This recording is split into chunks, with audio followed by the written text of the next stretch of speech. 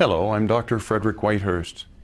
I was employed by the FBI for 16 years as an agent, the last 12 of those years at the FBI Crime Laboratory in Washington, D.C.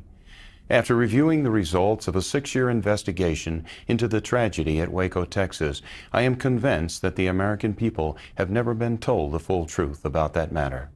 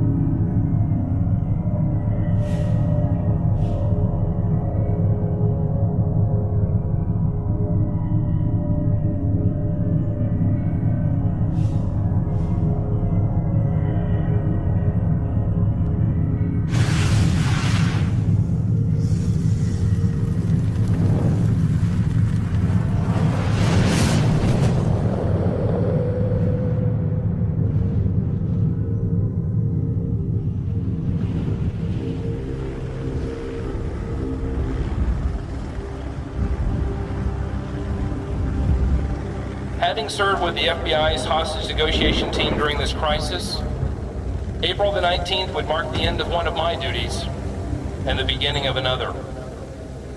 Unknown to me, my life was about to change forever as I would come to know what failure is.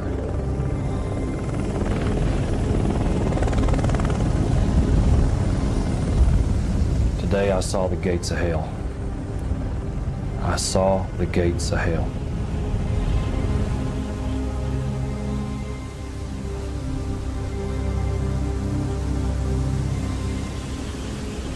Holding a child in your hands that lost its life in a fire where the temperatures reached in excess of 3,000 degrees is something that pierced my heart.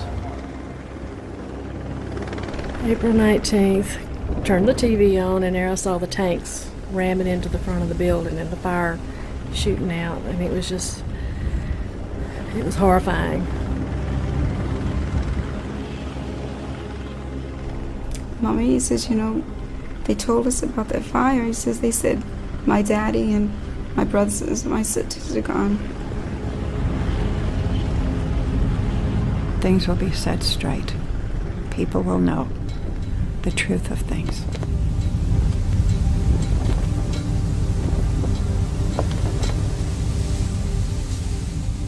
Today, 2 subcommittees undertake historic joint hearings on executive branch conduct that led up to the events at Waco, Texas in 1993. In human terms, these hearings are about a tragic loss of life. 4 brave young law enforcement officers lost their lives on February 28, 1993. A planned raid went badly and off course. These 4 agents, dedicated and proud, deserve our full respect. They did not choose to die, but like many others in law enforcement community, they chose to serve. But this is a complex event. On April 19, 1993, after a 51-day siege, other decisions led to the use of so-called CS gas, and a fire broke out. The fire rapidly consumed the entire Davidian compound, killing all 22 innocent children and more than 60 adults. The truth behind that part of the tragedy is also important, and is the obligation of those who have responsibility for oversight to pursue the truth relentlessly. The Branch Davidians were a Seventh-day Adventist, or a sect of Seventh-day Adventists. They were an offshoot, developed first in California under the leadership of Victor Houteff. He moved to Waco in 1934-35, founded a community called Mount Carmel. His followers, in turn, moved to the location we know in the early 60s. If you once get to know these people, they're different from you and me. They're more religious than you and me. They know the Bible better than you and me. They lived apart from the rest of us. They lived in a manner different than the rest of us. They had different marriage customs and different property practices than the rest of us have. And they had a religion that was absolutely incomprehensible to most Christians.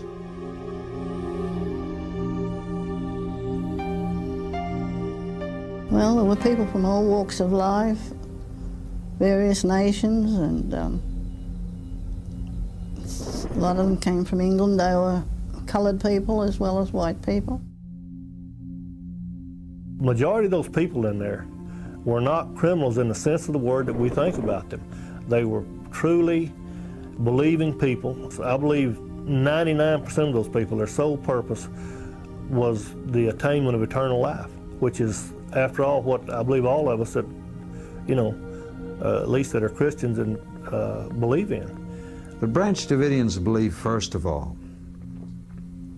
that as the remnants of the true faith, they would be attacked by a hostile army representing an apostate government, Babylon they called it, and that it was their religious duty to defend the faith. In 1992, the Bureau of Alcohol, Tobacco, and Firearms began an investigation into David Koresh for the possession of illegal firearms.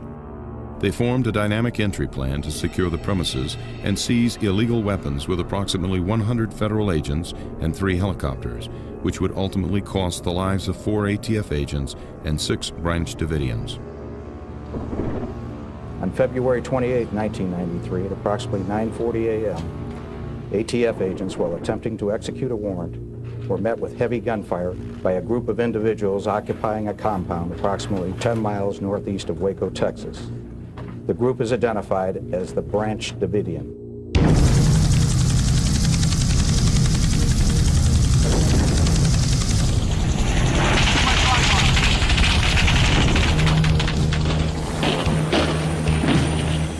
A gunfight broke out that would become the longest shootout in American law enforcement history.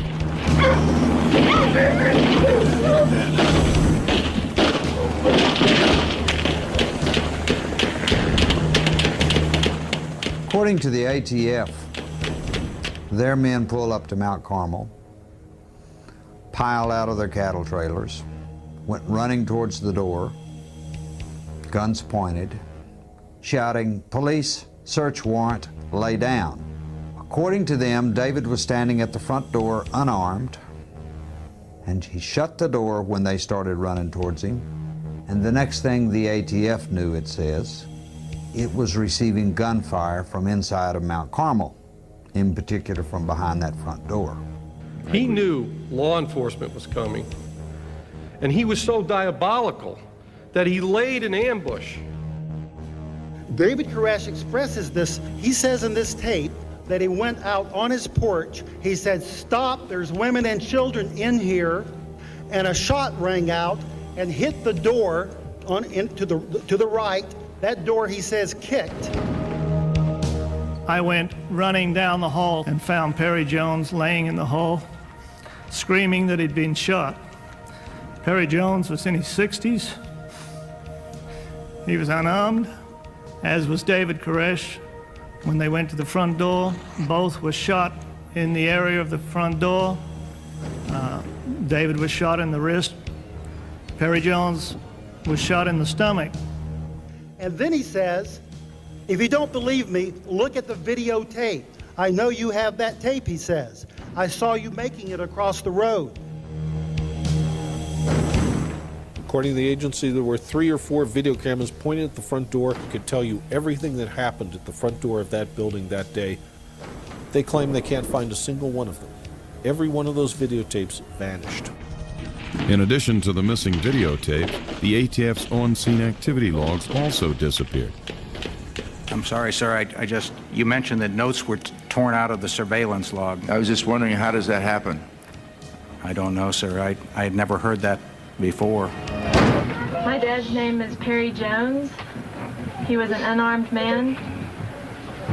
And you guys just shot through the door and killed him. Thanks a lot.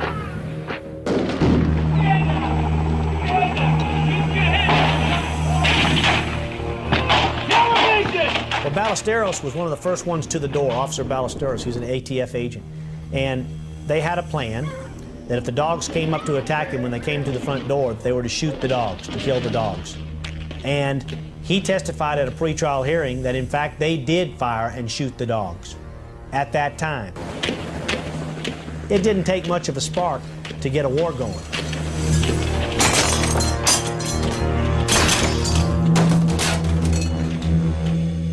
I remember gun shooting through the windows. Our room was shot up completely. I did my best at getting the kids under the bed. All of a sudden now there's, I don't know how many, 50, 70, I don't know, 100 people outside. But at some point before I got Jake and Brian under the bed, bullets came flying in my window. We're a law enforcement agency. We don't fire through walls indiscriminately at people.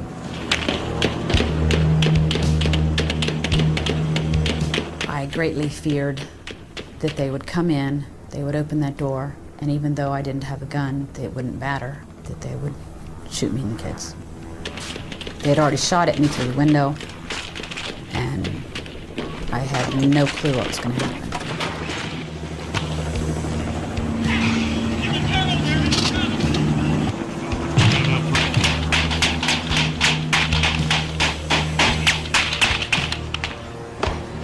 The government tried to say that they could put a gun in everybody's hand at the beginning and during the raid, and that's not true.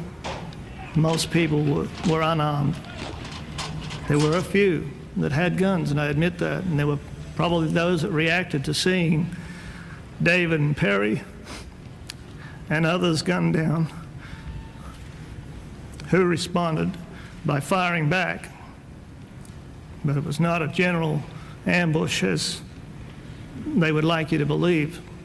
I am in sympathy with the families of those that lost, the families of the 4 agents that died. I know what they're going through. We lost a lot of friends and a lot of our families. I lost a daughter inside Mount Carmel.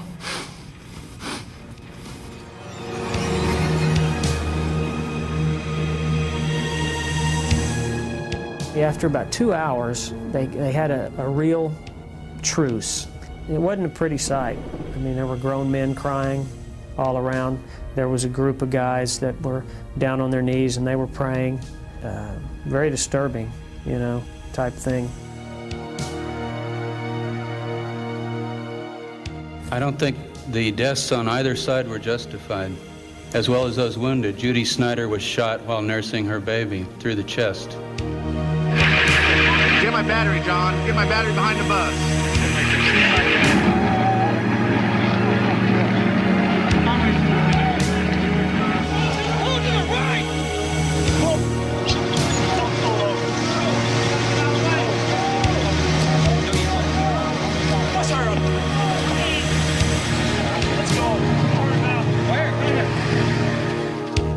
Immediately following the ATF raid, the Branch Davidians were charged with murder and conspiracy to commit murder of federal agents.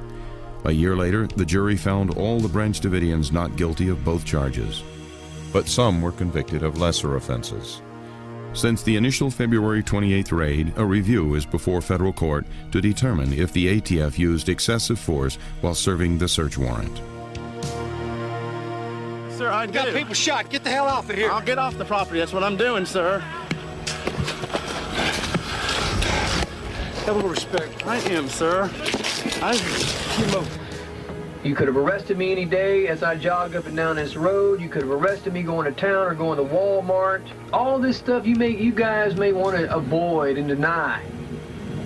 And I do not appreciate it, and never will I ever appreciate somebody coming here and pushing people around with guns. Hey, I'll meet you at the doorstep any day. You know, and somebody will get hurt. If you want to keep playing that game, I'm talking to you. Somebody's going to get hurt.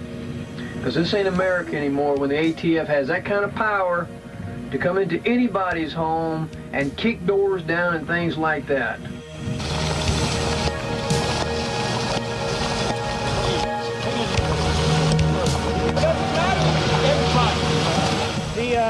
Federal agents said they are headed back to the house, so this thing is not over by a long shot, and the only way that this is going to end is for all of the people inside to die or to surrender, Brad.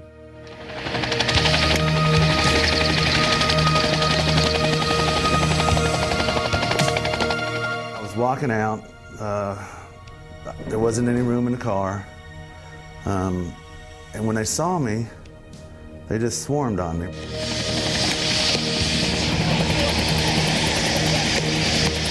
Get that camera out of here! Get out of here! Get that shit out of here! Out there! Get out of here! Go! I need help! I am! Move! Go! Get the fuck out of here!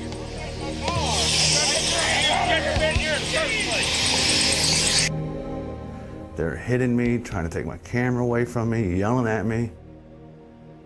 And after all this went down, the Secret Service asked me if I wanted to prosecute the agents. And I said no. I said, I understand them. And I was their first vent valve.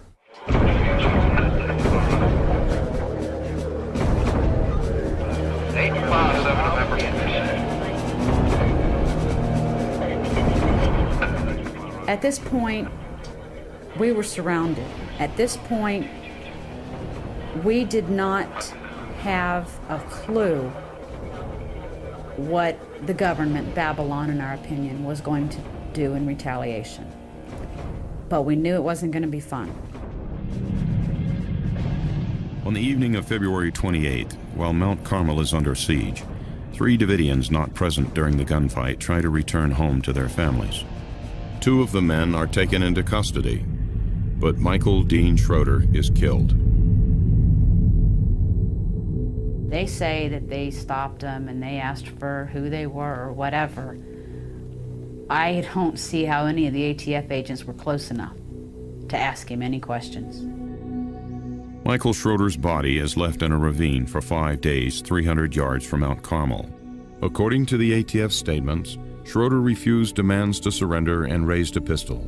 11 agents fired on Schroeder. The autopsy report indicates that he had 7 bullet entries. Why it takes so many fatal bullet wounds to knock somebody to the ground? According to testimony, as the ATF agents were walking away with their prisoner, leaving Mike lay there like a piece of meat, an ATF agent stated that they heard 2 more gunshots. Norman was picked up.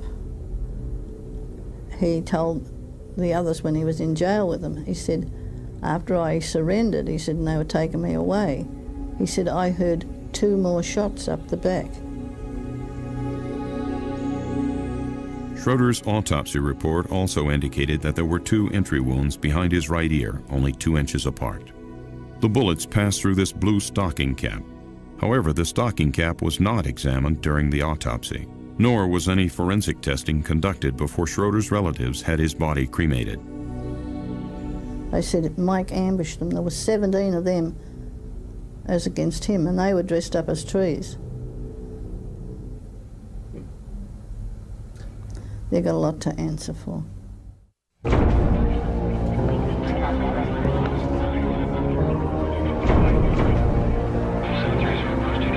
After the initial raid happened on February 28th, we got several phone calls in from the ATF that said if they saw any movement inside the building, hands in front of the windows, if people were standing in front of the windows, that they felt that it was a threatening situation and that they would shoot us.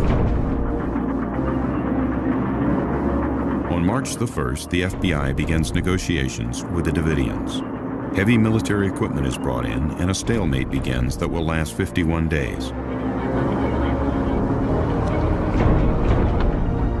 Several adults and children leave Mount Carmel and are transferred to ATF custody. The children are turned over to Texas Social Services. We have 21 children that have been released to our care thus far. The youngest of those children is 5 months old, and the oldest one is a 12-year-old. The children appear to be smart and well-educated, very sharp children. They seem to have been very well cared for.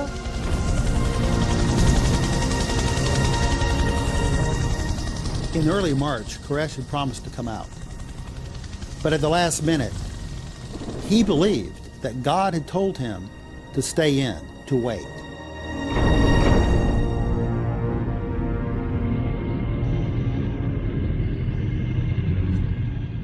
During the siege, David Koresh believed that the Nahum prophecy was being fulfilled, and which we believe, spiritually speaking, it's talking about the one world order.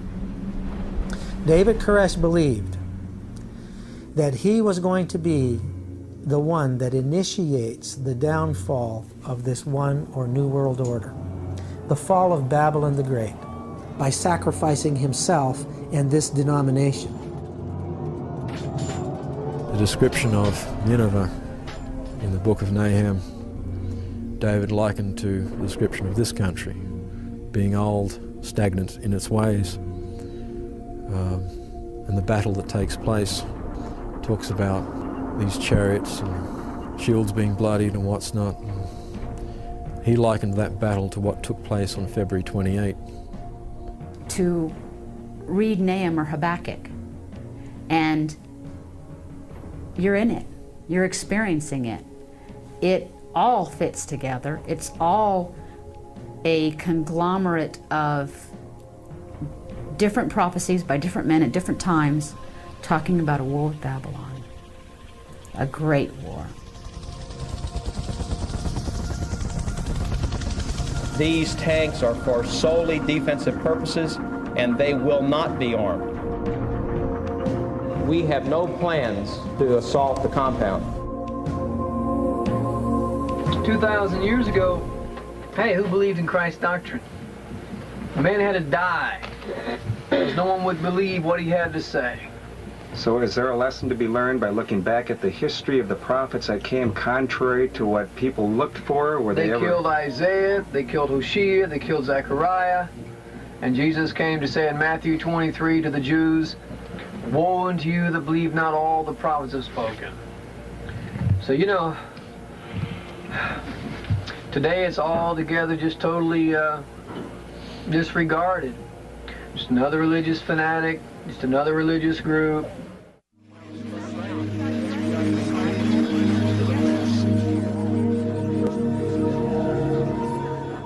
Ever since the rise of television, there's been a merger of news and entertainment.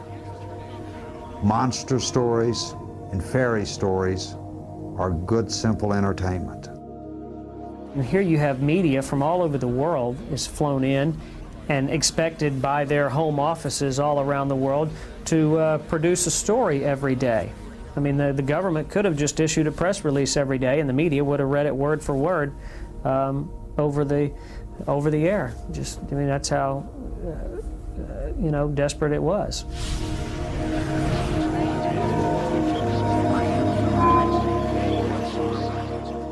What the public was seeing and hearing on TV during the siege demonized the people in that church.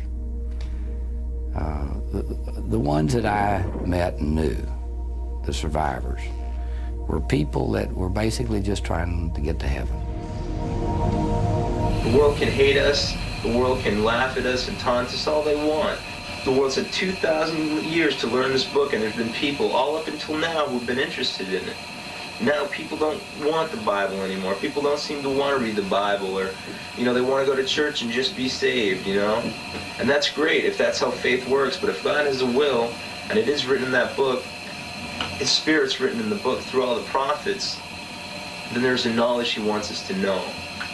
And the knowledge is here and it's being revealed, and that's all I can say. By March 24th, 25 children under the age of 15 and approximately 54 adults remain inside the church compound as Steve Schneider negotiates with the FBI. Let's reflect on this for a minute. Why were they there in the first instance? A good question. They were there to serve and execute an arrest and search warrant. They never said anything, not by a bullhorn, not by a knock at the door, not by any reason. Not by any reason. Even before they got, just about the time they got to the porch is when David opened the door and poked his head out What we want to do and what we will do when the time is right is we will process the crime scene there. You know that. We know that. That wouldn't be so bad. The biggest issue that I've raised with you, Dick, is not that you would be here even, or that the Texas Rangers, but I am adamant about this part that the ATF is playing. The ones that came to this place, and when I've heard on the press conference the outright lies, and to think that that agency would be involved in any aspect of this from here on out blows my mind that that would even be allowed in America.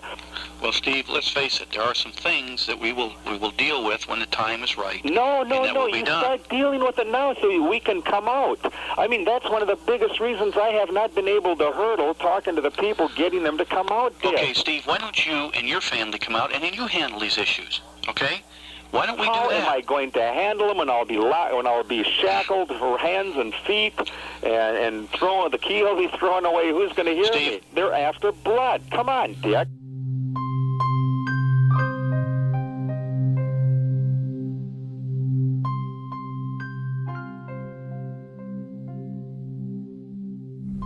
They put me in the jail in Waco here. After I'd been there a short period of time, they brought me in and a judge came and told me what I was being charged for. And he said, you're being charged for murder, conspiracy to murder. He said, it'll be 100 years, 75, or 50.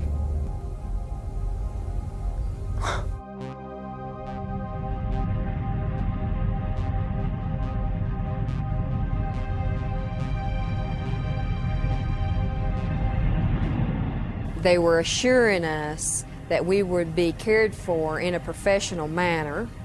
Then you turn around and you've got people that are flipping you the finger over top of the tanks. They're dropping their drawers and burying their butts. And these are the type of people that you're supposed to go out to. I said I had heard that you guys had wrote on some of the windows there at Mount Carmel that we see you, David, etc. And I asked the agent, was this true? And he said, yeah, it's true. And I said, aren't you guys concerned about when this is over, that the news media might see this and think it a little antagonistic on your part? He just looked at me and walked away. Everything flip-flopped from day to day. You went through a feeling of being real hopeful to you sunk at the bottom again, because from day to day you never really knew what was going to happen, what the negotiations were going to be. Steve? Yeah. There's been a change. The tactical people have changed the situation, and for security reasons and for safety reasons, no one is now authorized to come out of there for any reason. And what they're telling me is that if anybody does, they are going to be dealt with in such a fashion that the people will have to retreat back to the compound. What? I'm missing, I guess, what you're saying. Are you saying, make it as plain as possible? The patience of the bosses is no longer where it was earlier. Okay, I'm about ready. Listen to me now, Henry. I don't really give about your bosses. When you tell me one thing, or you tell us that is okay, and this Bradley comes up and says something contrary to what you are, you tell your bosses to get their butts together. Do you hear me? Would you respond to the allegations that the reason why we had a Waco is because the FBI was in disarray? It is obvious that from the time of the change in the administration, it was very clear that there was great discussion about the replacement of the director of the FBI. In a March 11th letter to President Clinton, Acting Attorney General Stuart Gerson recommends that the president rely on other FBI leadership to resolve Waco and dismiss Director Sessions. Chief among those mentioned in Gerson's letter is Assistant Director Floyd Clark. This situation created a competitive environment for the directorship of the FBI in the midst of a major crisis. I know this is a very political thing, and I agree that with your observation that it could be that the FBI was impaired in its ability. Certainly I was impaired in my ability. FBI Director William Sessions attempted to fly to Waco during the siege to conduct face-to-face negotiations with David Koresh, but he was impeded by government officials in Washington, D.C. The reason Bill Sessions never came to Waco during the siege was that the Justice Department refused to let him board his plane. Everybody knows that I had contact directly from people associated with Mr. Koresh about the possibility of my going down and negotiating with them, coming in down there. Now, some people played that as ridiculous and ridiculed it, or as grandstanding, but it's indicative of what I felt and continue to feel. You can't discard any possibility that you can resolve that kind of circumstance when you can take and apply that negotiating capability. The Justice Department wouldn't allow an FBI director to go and negotiate directly with a so-called terrorist who they felt had killed a number of federal agents more or less in cold blood, and try to defuse a serious situation that ended up in a calamity and a great embarrassment for the FBI, and even greater embarrassment for law enforcement in general. And it was all politics. They were not about to see this standoff in Waco negotiated again, because it was an opportunity for Floyd Clark and company to show that they were the FBI capable of handling a standoff and coming out winning in this kind of an incident with military kind of tactics. It was a paramilitary organization.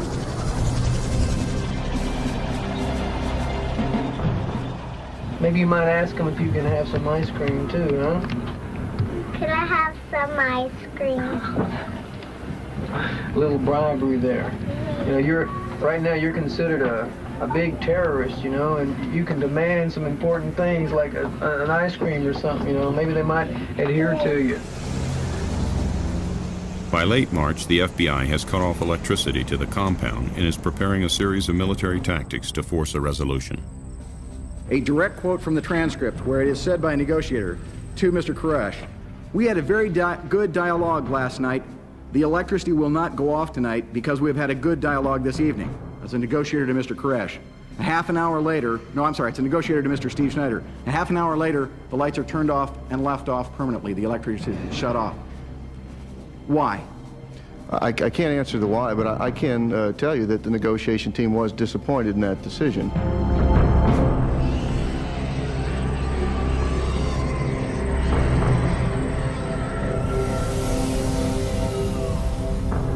Since mid-March, negotiations have begun to fail, and the FBI resorts to psychological warfare. I don't appreciate their music.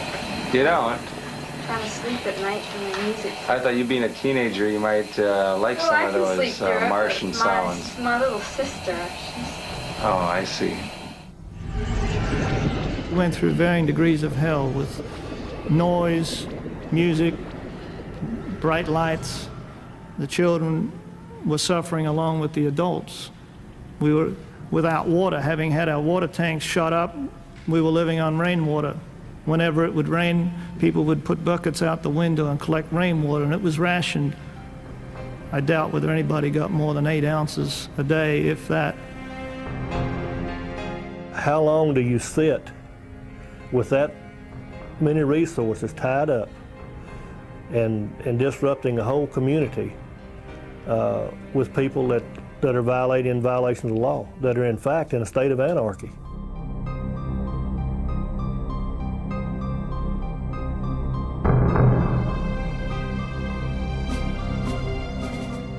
I can remember looking out the south side of the building. My attention had been drawn to the fact that the tanks were coming in, and they were pushing all the things on the south side of the church, on the chapel, south side of the chapel, into a big heap. It looked like they were building a bonfire. We know from the evidence that the tactical element of the FBI was eager to put a quick end to this standoff. The irony of the situation is that the tactical people are actually precipitating the crises of the 19th. They tell me the commanders want more, and I'm telling them they're wrecking everything that we were doing, and it's getting 10 times worse. And the more they threaten these people, the more they'll lay down right on the floor, and they can run the tanks over them. I mean, that becomes the attitude.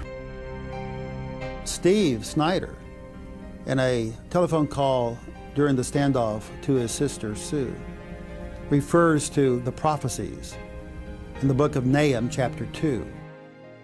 We're talking about the Bible and all the prophecies. But I know. Look at, when you get off the phone, you look at the book of Nahum. Yeah. The chariots with flaming torches are tanks. That's what Nahum saw in the final days. They're surrounded us. It's the first time in the history of the United States that the government has used tanks against its own people, Sue. It's stupid, I know it. Well, I had been talking to the negotiators myself, and I would tell them things that I thought would help.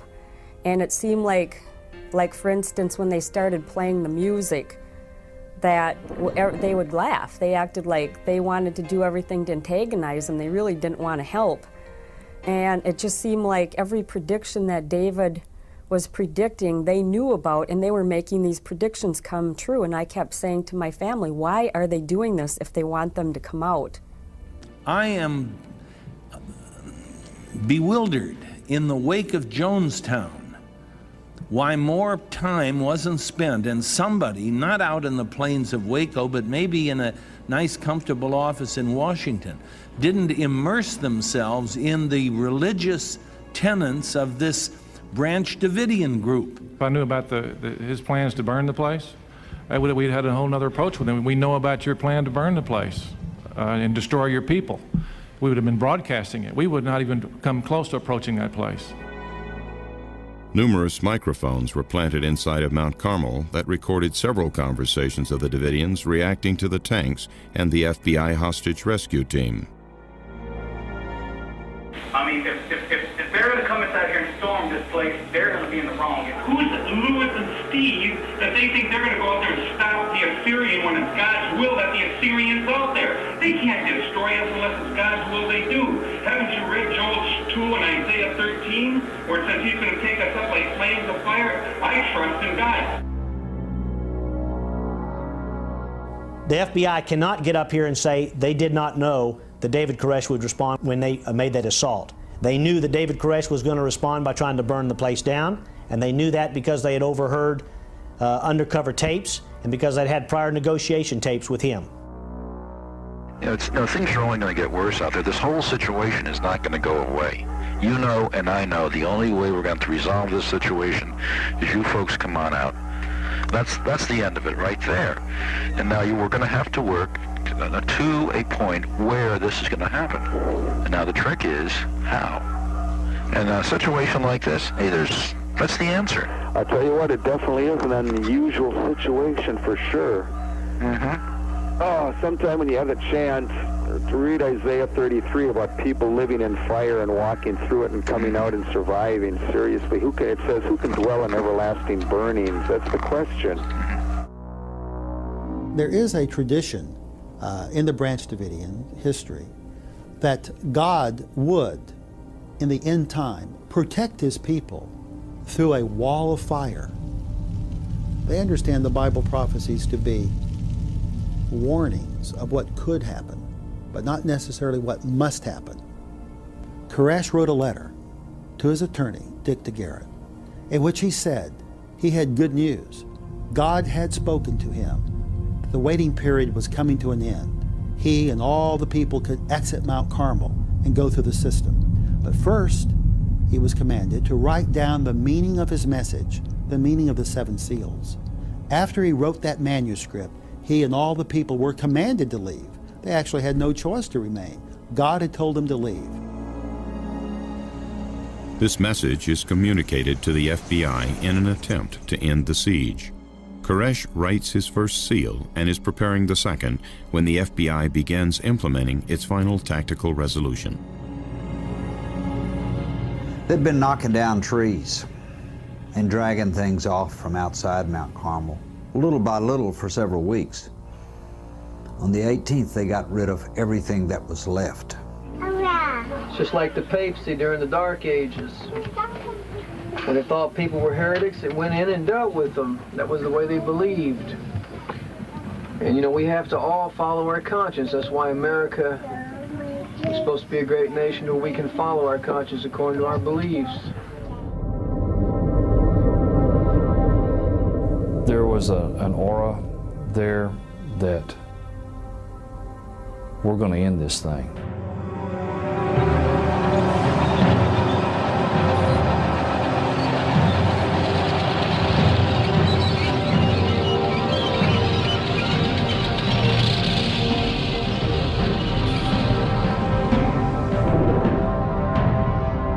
Individuals inside the Branch Davidian compound. We are in the process of placing tear gas into the building. This is not an assault. This is not an assault. We will not be entering the building. This is not an assault. Do not, under any circumstances. Gas was inserted using a Mark V delivery system secured to a boom. We would not use dosages that would harm those children.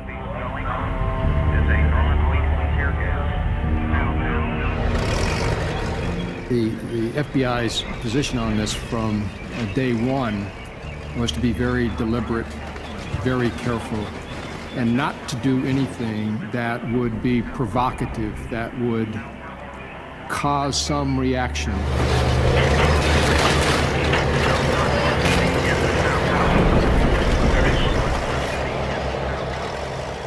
There were no injuries to FBI agents, and FBI agents did not return any fire throughout the entire day, in spite of being fired upon numerous times by occupants of the compound.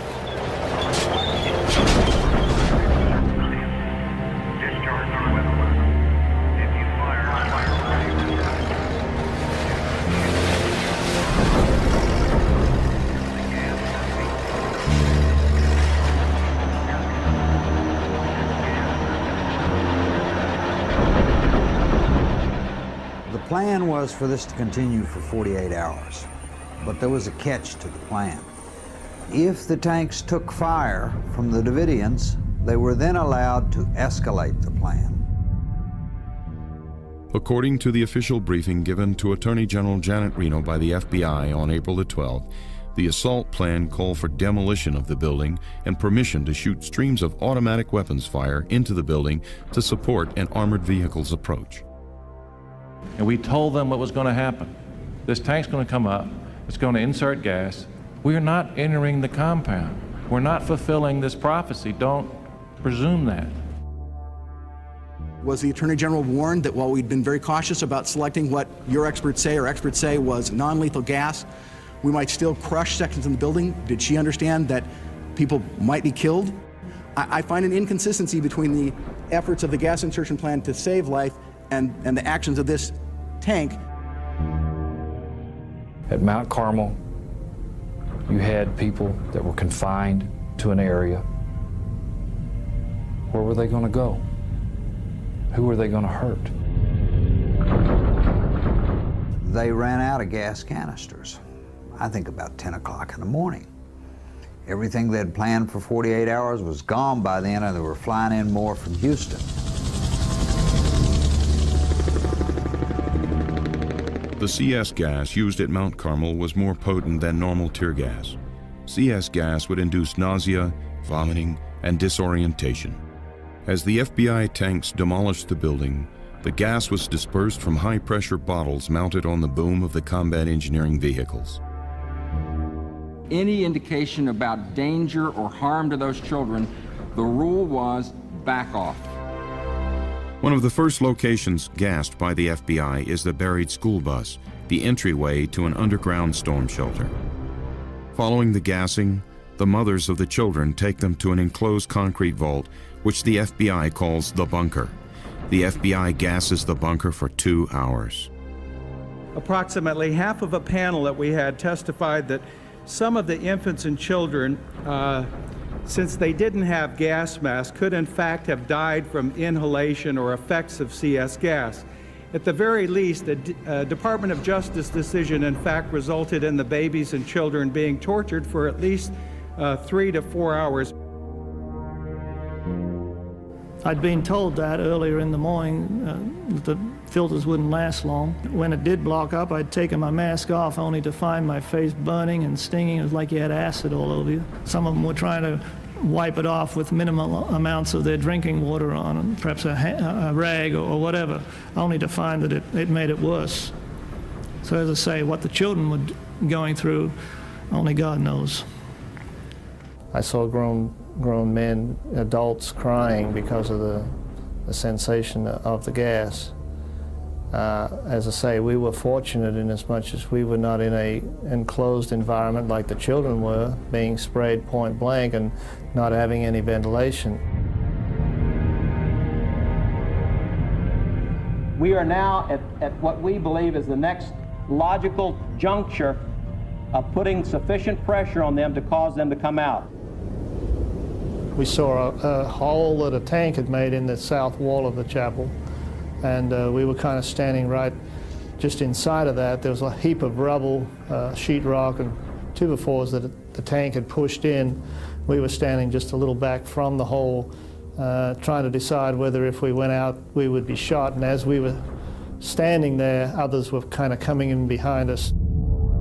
Next thing I knew, I kind of turned, was looking out the hole again, and all this smoke came down the outside of the building and got sucked in the hole where we were, and the whole place turned pitch black. That was the first indication that I recall of any evidence of fire.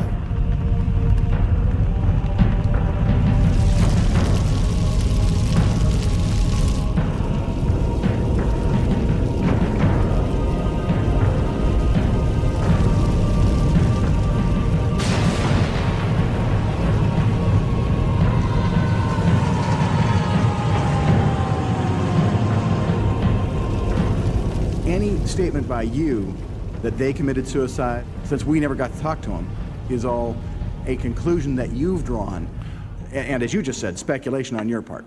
I'm trying to resolve in my mind why someone would sit in there for 6 hours with gas and not come out with a full opportunity to come out. Well, who was keeping them from doing it? Or are they compelling themselves, or what? I don't know. It has to be speculation. I think that's the point, is we don't know. It was so black you couldn't even see the flames. You could just feel the heat, oppressive heat that pushed you down on the ground. And I can remember looking at my hands, and the skin was just rolling off. There was no blisters. They were just rolling off in whole layers, you might say. And I looked back over my shoulder, and I was just horrified at the fact that I'd just come through a mass of flames.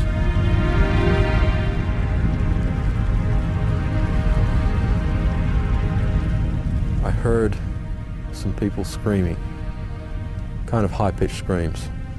It didn't sound anyone was like a scream of fear. It sounded like more of a scream that someone was getting burned.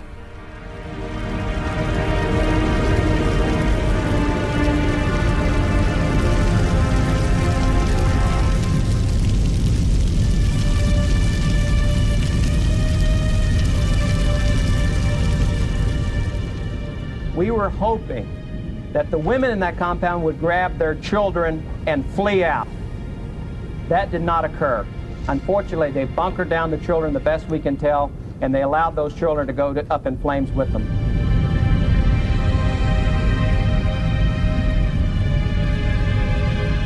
David Koresh, Steve Schneider, 52 other adults, 25 children, and 2 trauma-born infants perish in the April 19th fire.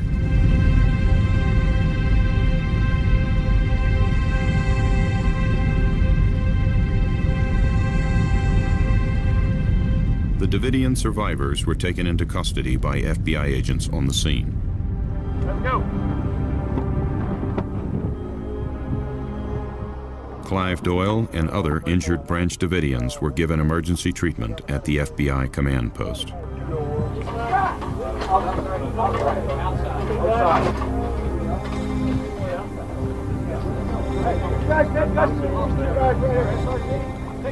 Guys, right now. The uninjured Davidians were transferred to the custody of the ATF and booked into the county jail.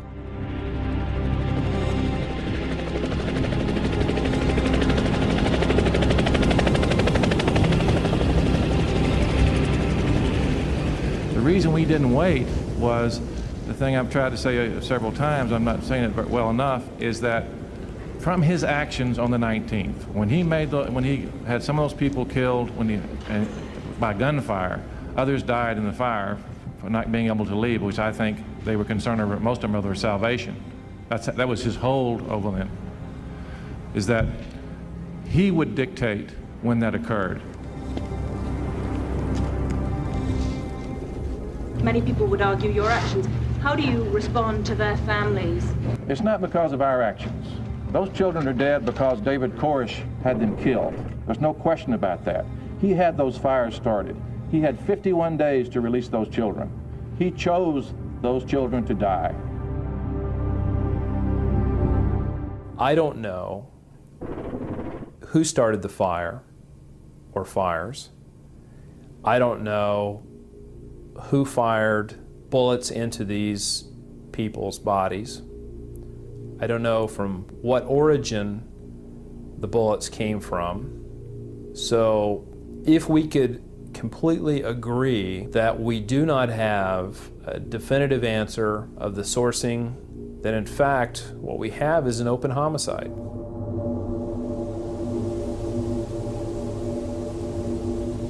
Is there anything that we've missed that we should go after in the remaining 2 days? Yes, sir. I think we've missed some of the questions as to, as I mentioned earlier, why items of evidence have disappeared, why the crime scene was destroyed before it could be evaluated. These areas, especially the evidence disappearing. I mean, you have, in essence, a crime scene that was so seriously flawed through ignorance or through an air of an elite mentality, or in fact, there was a conscious decision made to not collect evidence for any sort of serious examination other than to try and prove that the Davidians had weaponry and firepower enough to kill federal agents. Some of these bodies exhibited characteristics of perhaps being shot. Did anyone fire from any other location?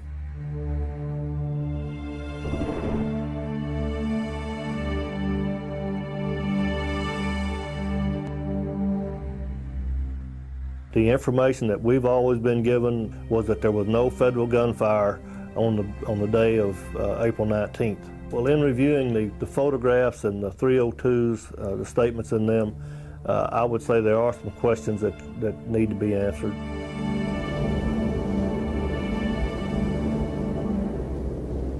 The FBI named the sniper positions Sierra 1, Sierra 2, Sierra 3. On April 19th, FBI Special Agent Charles Riley stated in his after-action report that he had heard shots fired that morning from sniper position number 1, the undercover house. The position was occupied by the Blue Sniper Team, led by Special Agent Lon Horiuchi. Horiuchi stated that neither he nor his snipers fired their weapons on April 19th.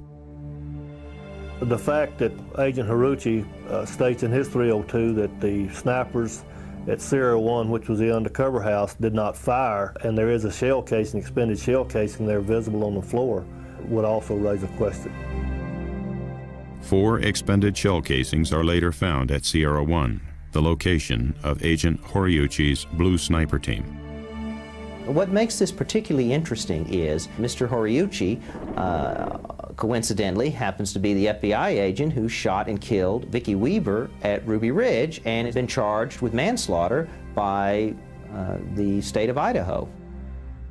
In August 1992, white separatists Randy and Vicki Weaver were involved in a standoff with the FBI at their mountain home. Agent Horiuchi shot and killed Vicki Weaver, who was standing in the window of the door holding her 10-month-old daughter. She was standing there holding the baby in her arms, holding the door so we could get in after they'd wounded me. And this guy is still running free. According to an internal federal government investigation, Horiuchi's shot is termed unconstitutional. Lon Horiuchi was never tried. 7 months later, he was the leader of the Blue Sniper team at Waco, accompanied by most of the FBI team from Ruby Ridge. Our desire was to get them out, to use non-lethal means in a systematic manner so that they would come before the bar and face justice. We did not want this to occur. At some point, we had to up the ante. He was continually fortifying. He was demanding and was seeking provocation to get into a shootout with us, which we were refusing to do. According to the FBI's on-site activity log, at 9:03 a.m., FBI command advised Sierra 2 that an unknown subject could be seen traveling on foot at the back of the building. In this aerial photo, taken at approximately 9 a.m., a Davidian appears to be leaving the building and walking toward the back of the compound. The log indicates that Falcon 2, an FBI helicopter, took off to intercept the subject. As it approaches Mount Carmel, several flashes can be seen coming from the side of the helicopter.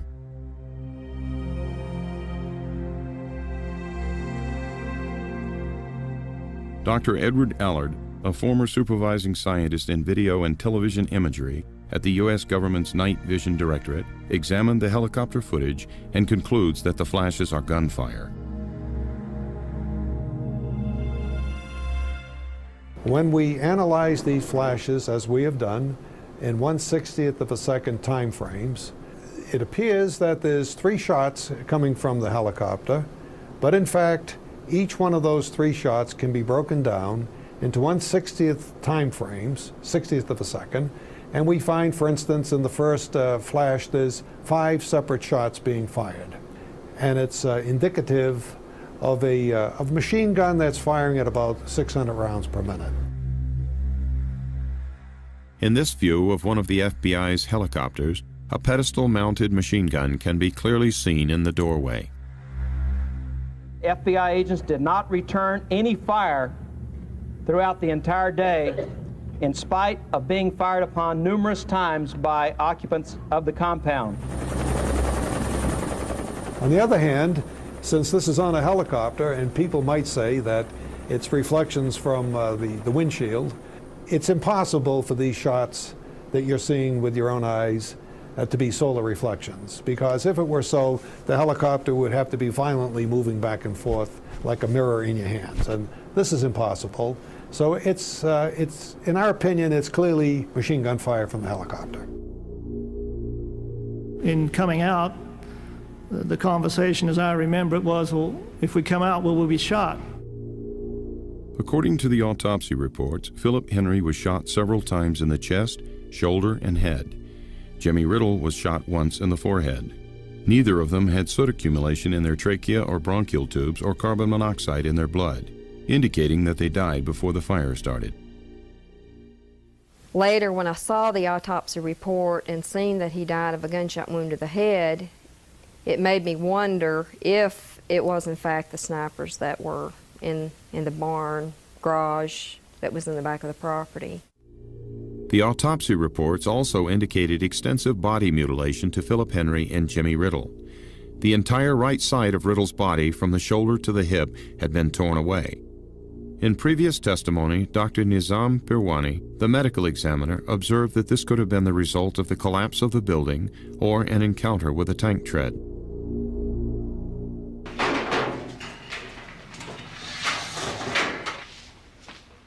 Philip Henry's body was interred during the year following his death. However, a new autopsy was requested by Jimmy Riddle's relatives to settle the circumstances surrounding the missing portion of Riddle's body and the gunshot wound to his head. Dr. Ron Grazier, the forensic pathologist who conducted the examination, concluded in his findings that the damage to Riddle's skeletal remains is consistent with a tank having torn the body apart.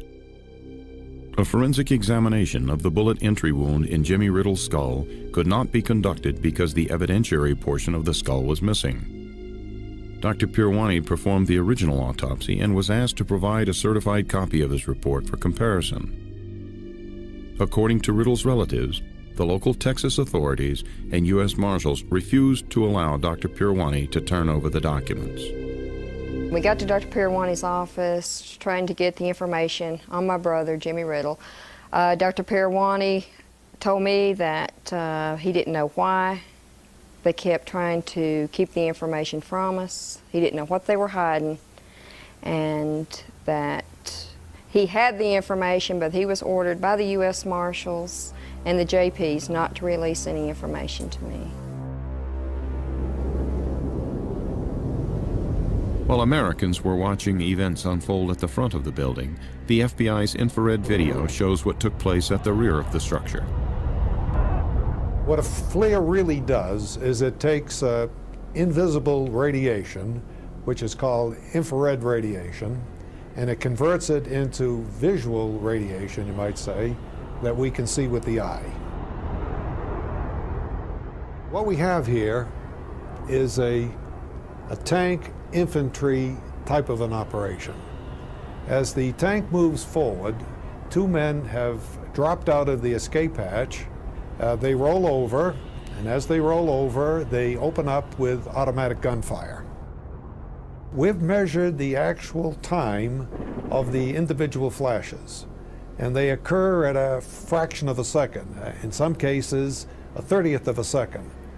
There is absolutely nothing in nature that can cause thermal flashes to occur in a 30th of a second. Somebody related or who had prepared a film or analyzed a film, representatives of the department and representatives of the FBI went over it in detail and concluded that there was no basis for suggesting that shots had been fired. As the tank crushes the roof of the gymnasium, gunfire can be seen streaming into the dining room from positions in the courtyard. I stopped counting after about 62 individual shots. Interviewed on NBC's Meet the Press on May the 4th, 1997, FBI Director Louis Freeh stated that no shots were fired by any federal agents outside of the compound, and that allegations raised about gunfire seemed to be based on some inferences from infrared flash patterns and heat patterns.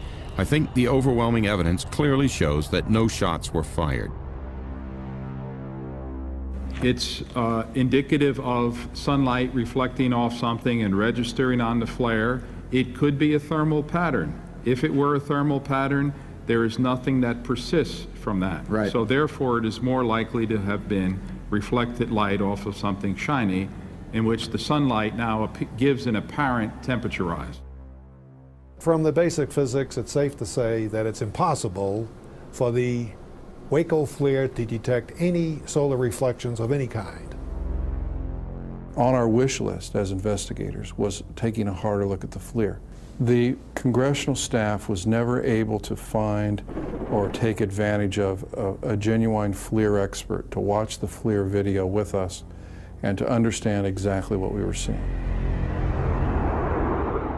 By comparison, this Department of Defense FLIR video, taken in Somalia in October of 1993 as troops exit a helicopter, shows gunfire similar to the thermal signature on the FLIR videotape at Waco.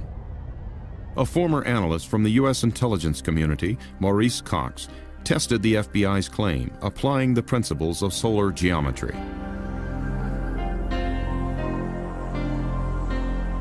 For an aircraft flying at an altitude of 9,000 feet, a flash anomaly occurring on the ground would be visible in an area only 100 feet wide. Frame-by-frame measurements of the FLIR videotape showed a repetition of 10 flashes per second, the same rate as a machine gun firing at 600 rounds per minute. According to the Sunlight Reflections Report, in order to duplicate these multiple flashes, the reflective surfaces would have to be exactly the same shape and size and positioned in an array too precise to occur by chance. To record sunlight reflections at 10 flashes per second, the FBI's small aircraft would have had to travel at Mach 1.8, nearly twice the speed of sound. The Sun Reflection Report concluded that the flash signatures on the Waco FLIR video could only have been caused by gunfire. In January 1999, Mr. Cox challenged Director Freeh and Bureau scientists to disprove his findings. They did not respond. If someone comes to me to understand the data. I need to tell them the uncertainty associated with it. If the government is only telling them this was not a field of fire, well, the government is refusing to look at this, and anybody with their plain eyes could see, well, something's going on there. You know, when you think of the fact they're shooting automatic weapons fire into a building with children in it, there's something wrong. Dr. Allard has stated that this video shows gunfire being directed into Mount Carmel from the outside of Mount Carmel on April 19th. The only people that could have come from would have been federal agents. Other flashes can be detected on the FLIR tape within an hour of the fire, such as this detonation in the courtyard, which has a thermal signature that is consistent with a hand grenade exploding. And more gunfire can be seen near this tank. But if the FBI's claim is true, and the hostage rescue team didn't fire at Branch Davidians, then there is another possibility. According to what we saw written in the Book of Nahum, we were to undergo a military-style attack. We were to be attacked by tanks and people from the military.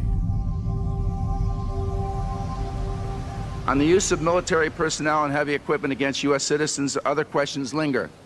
How much was used and why? There was concern expressed that the FBI had only one hostage rescue team and they were tiring. Do you recall that conversation in that meeting? I recall, I believe I asked for that meeting, yes. On April 14th, just 5 days before the fire, a meeting was held between Attorney General Janet Reno, the FBI command team, and Special Forces commanders Brigadier General Peter J. Schumacher and Colonel Gerald Boykin of Delta Force. The purpose of this meeting was to convince Reno to authorize a final assault at Waco. Military is trained to find, fix, and destroy the enemy. You don't worry about warning your military enemy of constitutional rights. What is generally known or known in public as Delta Force is in reality called Combat Applications Group. So anybody who asks about Delta will get told with a straight face by the Army that no such organization exists. What organization does exist is Combat Applications Group, and their stated mission is to perform counterterrorism operations overseas in defense of U.S. interests. Earlier in an opening I gave this morning with regard to the Posse Comitatus Act, just to refresh my colleagues' memories, the Posse Comitatus statute is a criminal statute that states that it's a crime to use any part of the Army or Air Force to enforce the laws of the land unless authorized by Congress or the Constitution. There is, in my judgment, it is absolutely clear that no law was violated, no action was taken that comes close to violating Posse Comitatus or any other law. General Huffman, do you agree with that? Congressman, so far as the Army's involvement in this, I would say that is correct. Yes, right here. Question about the Army Delta anti-terrorist team or any other military operational asset? The question is, are we getting any help from the military? From the Delta team specifically. The question is, are we getting help from the Delta team? And we're not. In mid-March 1993, I attended a senior executive staff meeting at CIA headquarters, and it involved senior agency management along with the liaison officers from the U.S. military, in particular from Delta Group. The briefing centered on Delta's operations in Waco, Texas.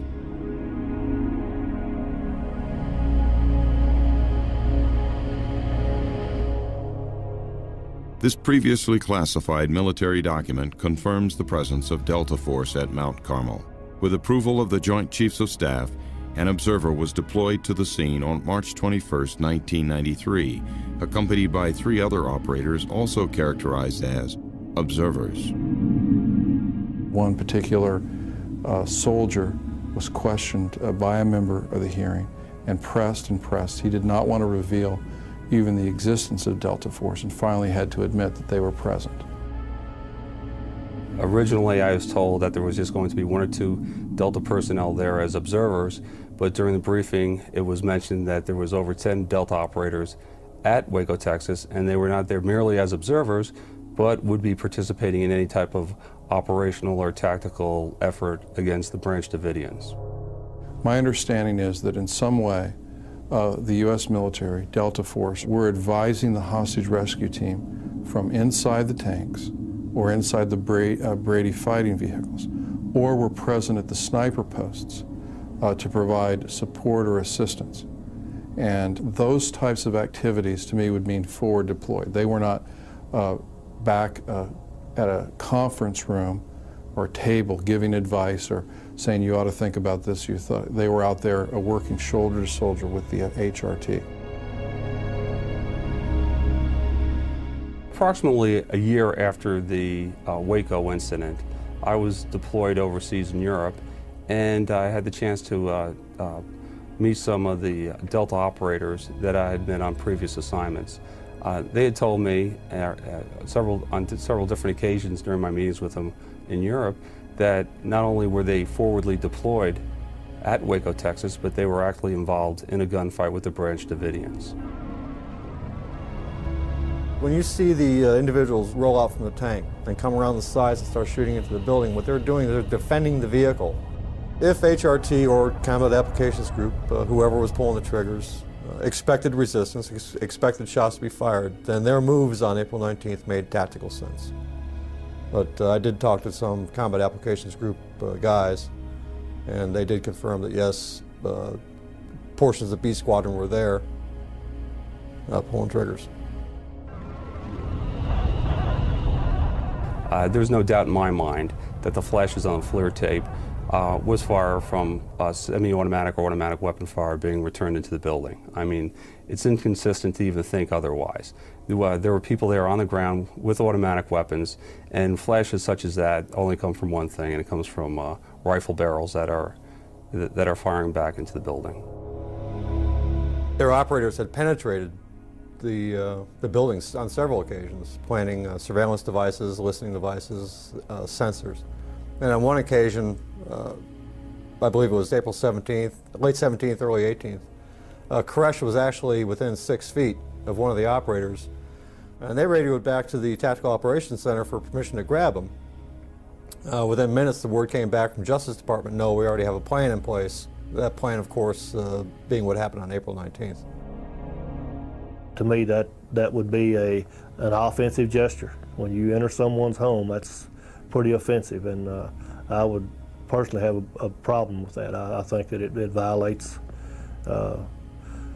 everything that I've been taught, that you don't use the military against civilian personnel in this country. What about other reports that the military Delta Force may have been involved in one way or another? Will you make an inquiry into that as well? We will pursue any issue that is in question.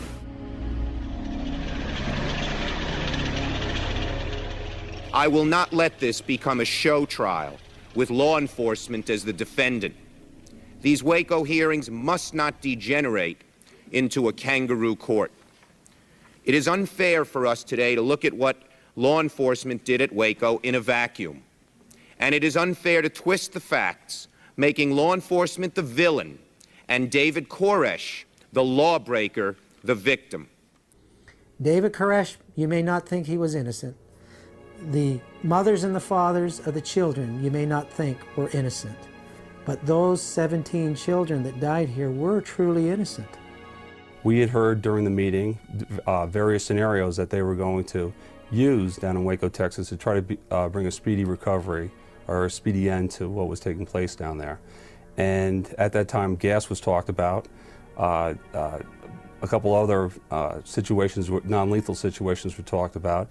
And the primary concern around the table was a lot of the Branch Davidians that were inside that building were willing or did not want to end their lives in such a fashion, especially the 17 children that were down there.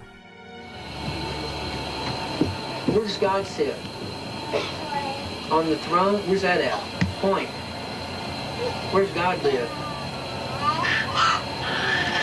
Is he going to save you? How come? Well, people ask why we didn't let the children out. If they saw all that was happening, and they were in there with their children, would they have sent them out to the animals outside that were shooting at them and doing all those terrible things? No. Federal law enforcement officers obviously did make some tactical errors prior to and during this tragic incident, and I hope this body, somebody, holds them accountable. Please, I'm pleading with you, somebody out there in the federal government still screwed up big time, okay? But they didn't start this fire. Based upon the ATF's arson investigation, accelerants were used at all points of origin of the fire. There is no disagreement between us that this fire was intentionally started inside the compound by the people in there using flammable liquids as accelerants. I don't remember who it was, but he was pouring this liquid on the floor. And Papa was saying, don't pour it inside, pour it outside.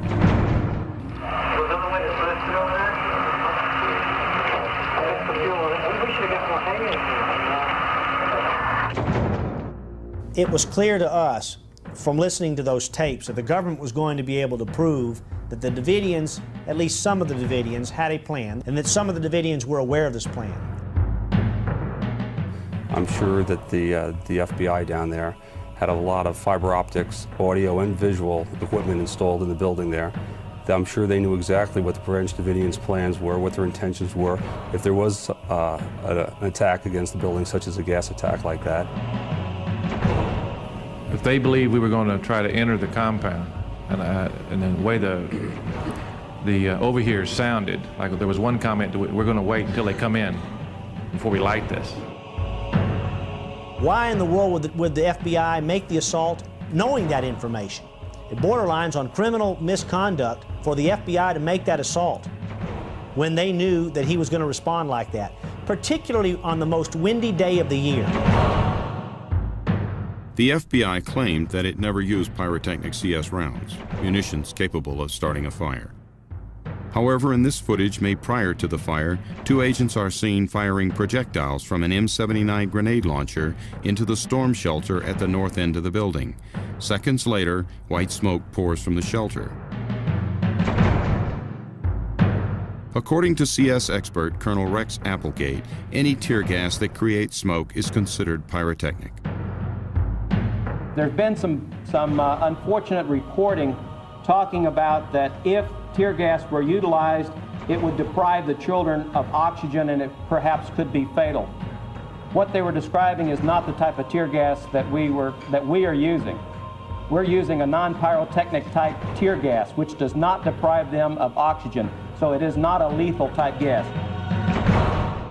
This is a U.S. military Mark 651 CS projectile, recovered in the aftermath of the Mount Carmel fire. It is pyrotechnic and has a burning time of 25 to 30 seconds. It generates a distinctive cloud of white smoke. I am very, very troubled by the information I received this week suggesting that pyrotechnic devices may have been used in the early morning hours on April the 19th, 1993 at Waco. At this time, all available indications are that the devices were not directed at the main wooden compound, were discharged several hours before the fire started, and were not the cause of the fire. In the fall of 1998, unprecedented access to the Waco evidence lockers was granted. The pyrotechnic projectiles identified in the crime scene photos were missing from the evidence boxes. However, 2 additional 40mm munitions were found. These devices are identified by the manufacturer's literature as pyrotechnic rounds. They were found in the rubble behind the compound. These munitions were examined, and the preliminary results indicated these devices may have passed through the wood structure. I mean, are you embarrassed by this at all? I mean, you guys have had the evidence for 6 years, and then the Texas Rangers and documentary filmmakers come in.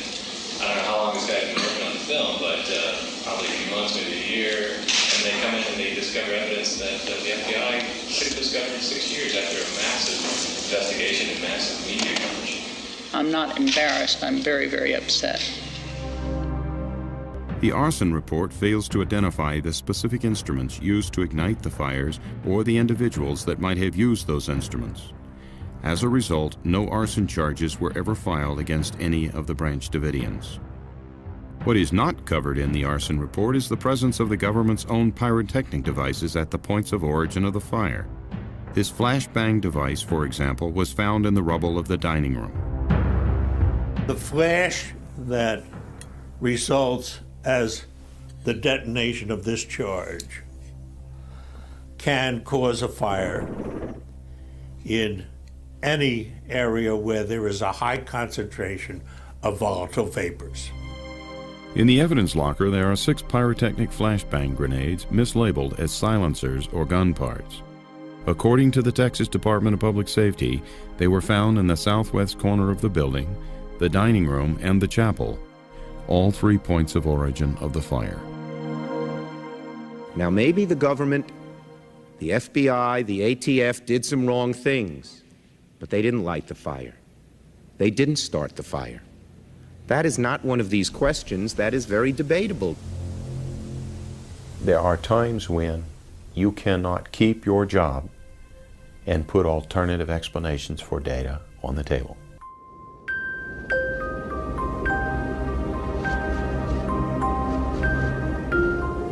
Any of us can think about, yeah, we'll stay in a building and burn up. I don't think many people would do it, and I don't understand why they didn't come out.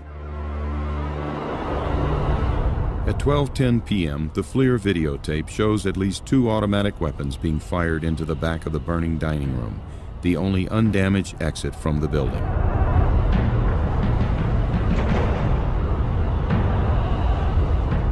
And what we have is we have men firing automatic weapons, and they're firing into the burning building. And like some sort of a cowboy movie, they're retreating down the building and firing as they're retreating. I cannot remember something more sickening that I had to do to witness this. According to the Justice Department report, at least 15 people were found shot to death at this location. The FBI conducted ballistic tests, which the Justice Department later termed inconclusive and rudimentary at best.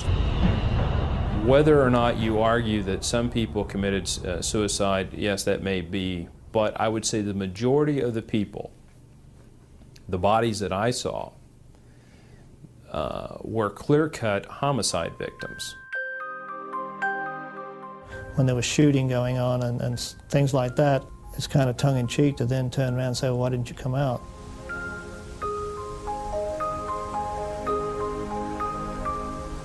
As a peace officer, you're trained that killing people and taking someone's life is the absolute last thing that you ever want to do, period. You signed on to help people. You didn't sign on to kill them. If the opinion is rendered that there was no shots fired from any other location other than from within the building, i.e. meaning the Branch Davidians shot themselves through suicide or homicide, then the government is left with a position that we are not going to do ballistics tests on anyone's weapons, whether they be Bureau officials or other officials that might have been on the scene. The forensic evidence on the bodies themselves is very troubling. The bodies were preserved in a frozen or near frozen state inside 2 trailers for the purpose of examination. For some reason, those trailers who were under the control of the FBI were allowed to not have any electricity running to them, and the bodies deteriorated beyond which any sort of forensic evidence could be gathered. And we were very, very troubled by that. The crime scene was declared a biohazard, and since the FBI predetermined that this was a mass suicide, the crime scene investigators were instructed to sift, wash, and bleach the evidence associated with the bodies, destroying much of its evidentiary value. Grinding up all the crime scene. And I'm saying to myself, well, what in the hell are they doing that for? Except for, are they conveniently trying to cover up something that they don't want the public to know? During the siege, some of the women and all of the children were sent to the bunker, located in the center of the compound. The bunker was an old church records vault which had survived a fire several years before. It is here that the remains of some of the women and the young children were found. Based upon the fact that the majority of the women and children protected themselves by dousing themselves with water and blankets, trying to keep the smoke to a minimum, trying to prolong themselves, their life, in a nearly fireproof container, clearly demonstrates that they weren't embracing the flame, that they were trying to flee the flame. According to their autopsy reports, some of the children were still alive during the fire, but based upon the condition of their bodies, there was evidence of a deadly explosion.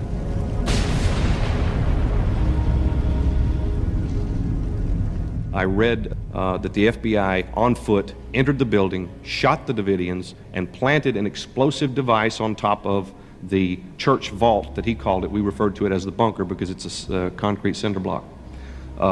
That's another theory that could not have possibly happened in this particular incident, referring to that explosion. The explosion happened well after the building was totally destroyed.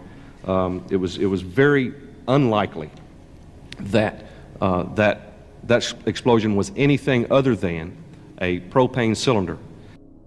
The fireball was created by a ruptured propane tank on the ground adjacent to the bunker.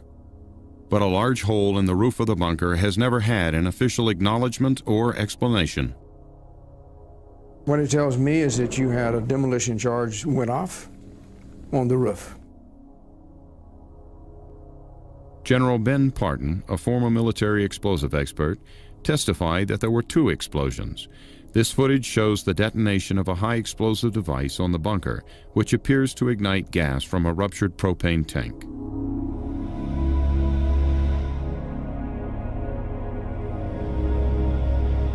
After completion of the FBI and Texas Rangers investigation, the bunker was bulldozed into rubble. 6 years later, in 1999, permission was granted to test the residue from the blast. Strangely, however, that portion of the bunker was not found after a thorough search of the rubble. That's a child's. I mean, that's just a little bit. That was like a 1-year-old. Yeah, see this? Boom. Yeah. You know? According to the FBI and ATF investigation, the Branch Davidians did possess some low-order explosives like gunpowder. But this would not be capable of penetrating 6 to 8 inches of steel-reinforced concrete like a high-order explosive such as TNT. The blast hole at the top of the roof, you can plainly see the rebar is bent in. The damage to the stainless steel refrigerator, which appears to have been under the blast hole, is consistent with a shape charge, and the blast being directed downward into the room in this enclosed concrete room would very likely cause some seam rupture and create a huge overpressure inside the room that would pretty much kill everybody in there. Anybody who was under this device when it was blown would have been horribly mangled, probably dismembered, pretty much like being thrown into a grain thresher.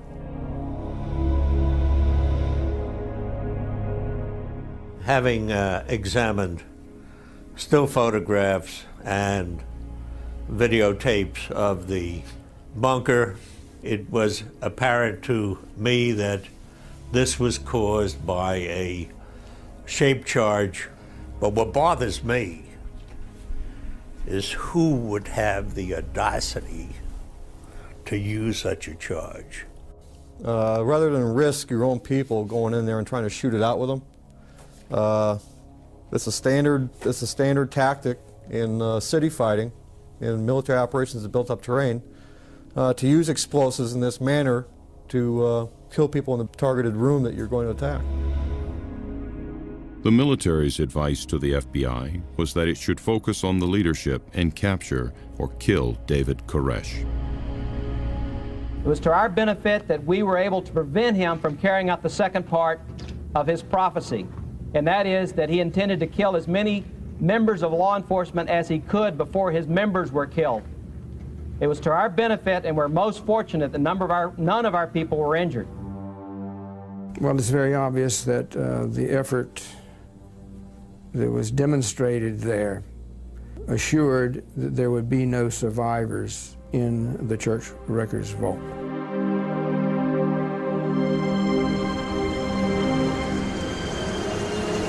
Was the Attorney General pressured by the White House to end the siege? What were the roles of Webster Hubbell and Vince Foster? Who actually made the decision to use CS gas with 22 children inside the Davidian compound?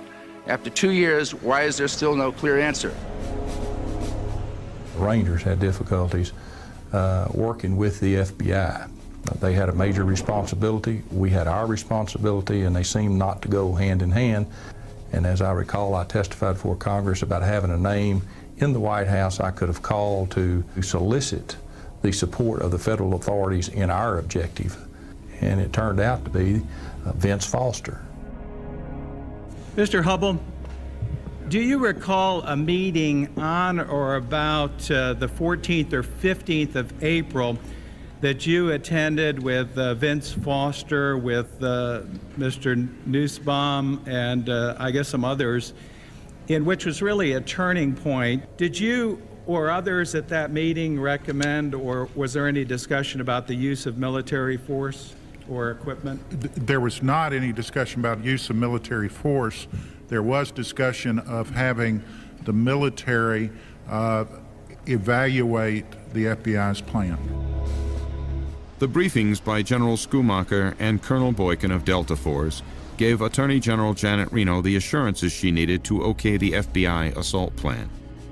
Presidential counsel Vince Foster was the White House's point man for the Waco affair. 90 days later, Foster commits suicide. He had a lot of things on his plate at the time, the firing the travel office being one, but nobody was killed in that one. What I think was really on his mind was Waco. To this day, I don't understand what he meant by the FBI lied to me. Mrs. Foster said that her husband was depressed about a number of matters, and she ranked the Waco tragedy very high, as any of us would who are responsible for such an activity that resulted in such a tragedy. In this FBI 302 report, Mrs. Foster indicates that her husband was troubled by the deaths of the children at Waco and believed that everything was his fault. When you are troubled by something and you feel responsible for something, you can only feel responsible for it if you could have done something about it. Perhaps Mr. Foster felt that he could have done something about Waco, whether he tried to intervene, whether he was overruled. The extensive use of governmental privileges against grand jury and criminal investigations has, of course, been a pattern through this administration. Most notably, the White House cited privilege in 1993 to prevent Justice Department and Park Police officials from reviewing documents in Vincent Foster's office in the days after his tragic death. The day after Vince Foster died, I got a phone call from a fellow who used to be on my squad, who told me that they, not explaining who they were, but they had agreed that the FBI was going to come over and do a regular crime scene search of Vince Foster's office. During the Whitewater investigation, Deborah Gorham testified she saw a Waco file in the security file cabinet next to Mr. Foster's desk. In addition, Michael Chertoff, counsel for the Senate committee, inquired about a letter by Vince Foster involving Waco. Neither was ever recovered during or after the crime scene search, and their whereabouts are still unknown. However, White House Secret Service agent Harry O'Neill testified that Maggie Williams was seen removing files from Foster's office the night of his death. Thomas Castleton, an intern and Mr. Foster's assistant, testified that he had also removed a box of files. Just to let you know where we are in the state of the record. We have received evidence that, in fact, the box was in Mr. Foster's office. Did you understand the box you were taking up was a box of files that originated in Mr. Foster's office? I did understand that, sir. You heard that from Maggie Williams? Yes. And in fact, it was Maggie Williams, the Chief of Staff to the First Lady, that you accompanied in taking this box up to the residence, right? That's right. What were you told by Maggie Williams about why the box was being taken up to the residence? I was told that the contents of the box needed to be reviewed. Reviewed by whom? By the First Lady. Maggie Williams was Mrs. Clinton's chief of staff. Maggie Williams took out, you can't call it anything else but what it is. It was evidence.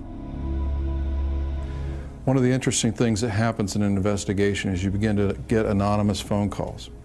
And we in fact received anonymous phone calls from Justice Department managers and attorneys who believed that pressure was placed on Janet Reno by Webb Hubbell, and pressure that came from the First Lady of the United States.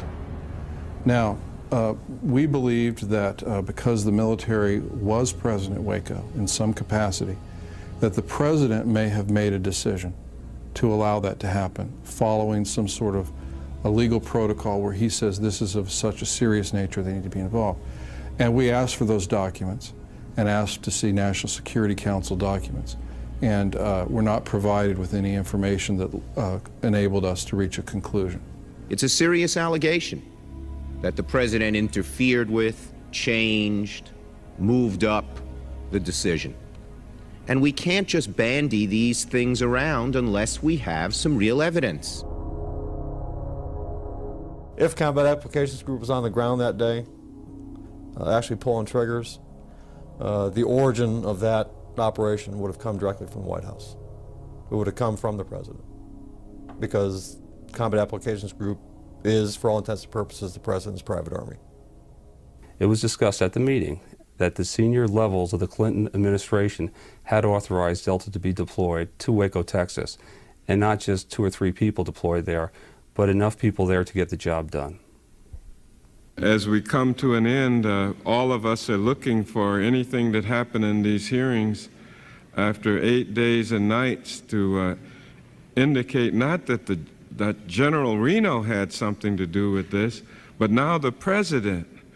Well, after we've exhausted that bit, the only one left that I can think of is the butler. Maybe the butler did it. I am surprised you hadn't tried to subpoena the butler by now.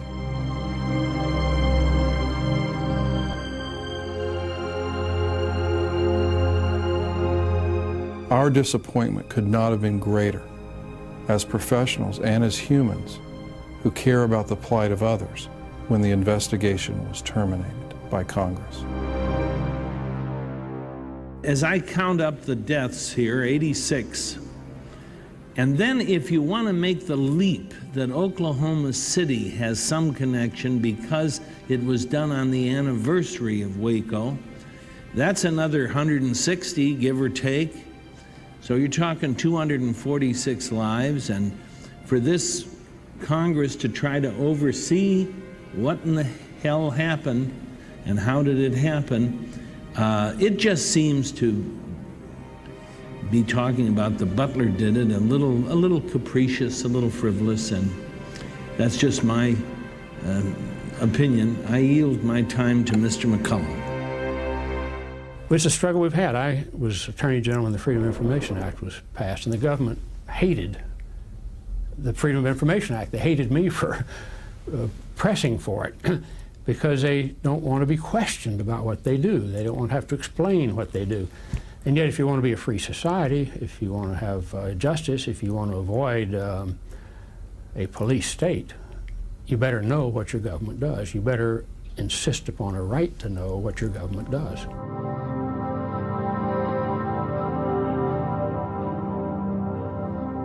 Even though you have a $20 million investigation, you don't have $20 million answers.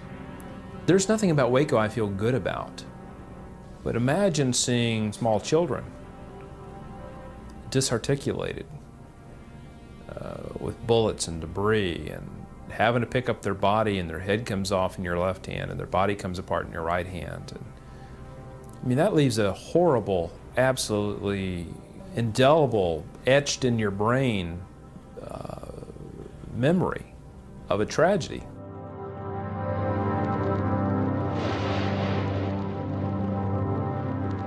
The prosecutors during our trial tried to prove conspiracy and murder, and all 11 defendants were found by a jury to be not guilty of those 2 charges. And I think that, to me, is for the president and for any media or anybody in this committee to continue to refer to us as murderers, I feel that's unjust.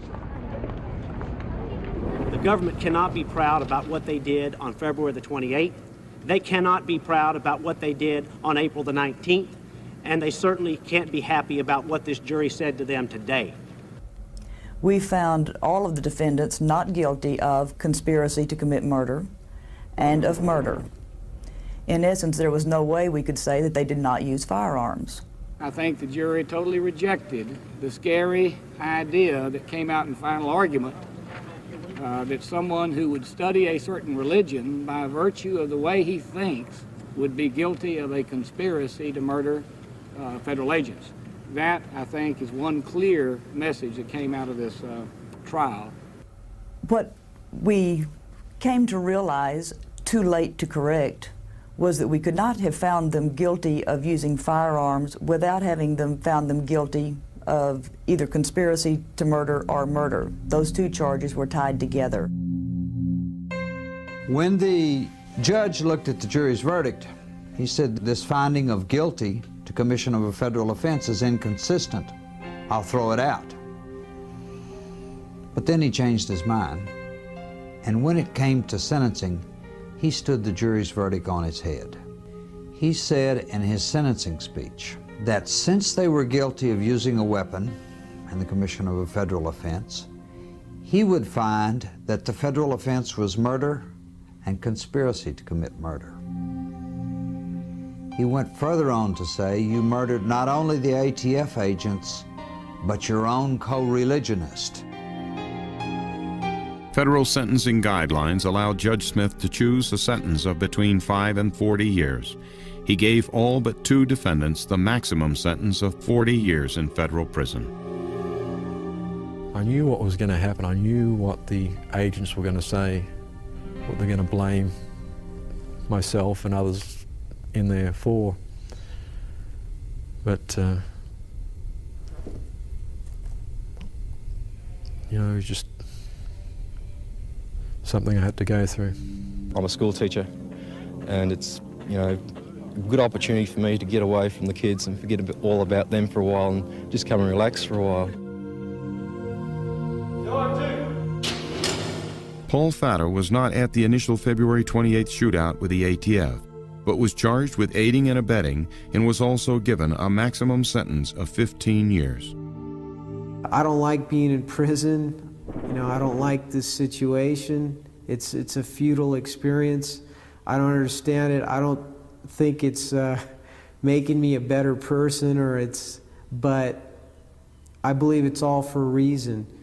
The system had every opportunity to be fair and honest and truthful and treat us properly, and they chose not to. They chose to lie, to deceive, and to cover up, to cover their positions or their retirement or their whatever it may be. And that's something they got to deal with. They got to look at themselves in the mirror every morning and say that, hey, I made decisions that ended up costing a lot of people their lives.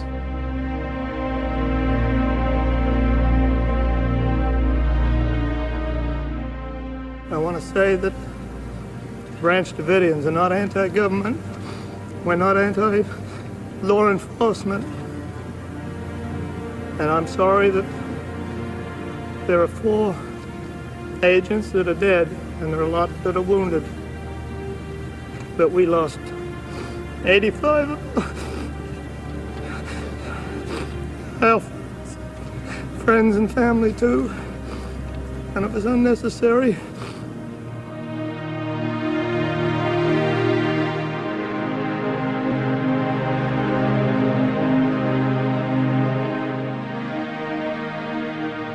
I hear a lot of people saying that, you know, that they hope this will never happen again, what happened to us. I believe that what happened to us was just the beginning. Many of us had a heartfelt concern for individuals that chose a particular lifestyle that was a little bit of an off-brand lifestyle and who were cavalierly thought of as unimportant and thought of as people who simply committed suicide or simply burned themselves up. And that claim, being so widely held by everything, is also the type of thing that the investigator wants to get in under and really find out if there's another side to the story.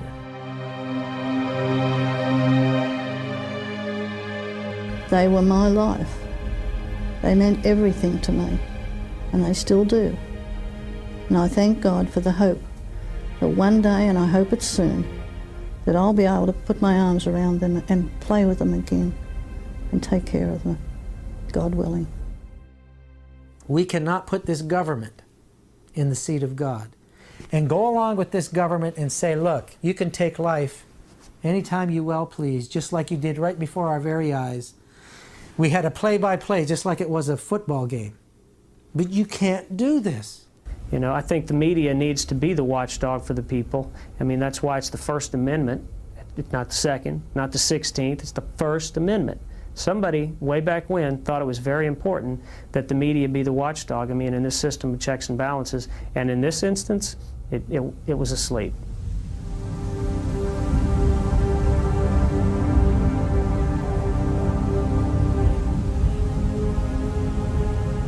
If we choose to learn from our mistakes, it is from admitting our errors that we come closer to understanding how we might prevent tragedies like these from happening in the future. Those who cannot admit their mistakes, well, all we can do is offer our prayers. Our government is an imperfect one, compromised of imperfect people. It can only be as good as we choose to make it. We have come too far to quit or to coast. We must continue to make it better. For we must not allow ourselves to become bitter, only better. Perhaps the greatest lesson to be learned is often the most difficult to remember until it's too late. And that is, life is very precious. It happens in moments, not seconds, not minutes, not hours, but in moments. And let us forgive, but let us never forget as we move from ashes to understanding.